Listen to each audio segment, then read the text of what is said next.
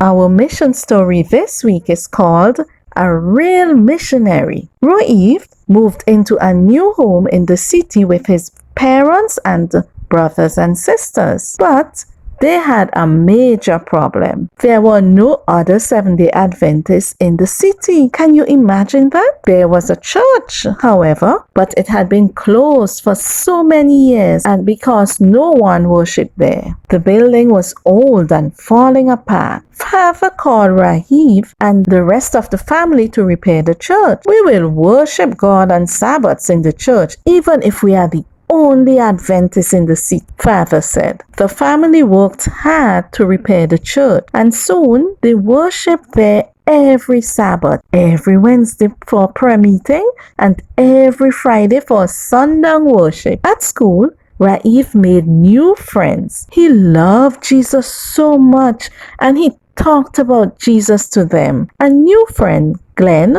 was curious and asked to know more. The two boys began to talk about Jesus after school. One Friday evening, Rorive arrived at the church for sundown worship with his parents and siblings. To his surprise, he saw Glenn standing outside the church. "What are you doing here?" he asked. "I live next door," Glenn said. "Great, join us for church," Rorive said. Glenn couldn't come to church that day, but he promised to visit another time. 2 weeks later, he showed up for a Sabbath service worship. "This church is different," he said. Several months later, Glenn gave his life to Jesus and was baptized. After that, he invited his whole family to church and they also were baptized. Glenn told Rorive that he had been praying for God to lead him to the right church when Rorive's family moved to the city. "I never realized that the right church was located right beside my home," he said.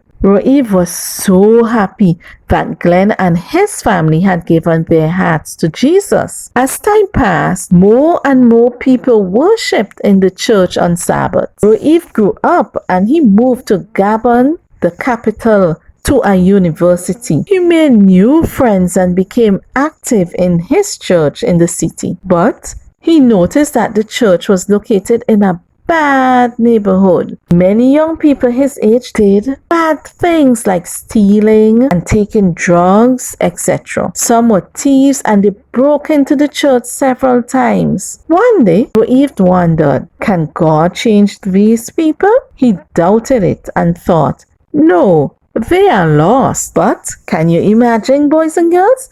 That night, he had a dream. Many people don't have running water in their homes in Gabon and have to take buckets to the neighborhood tap to fetch water. In his dream, Rorive went to the water tap to fetch water and a young man tried to steal his wallet.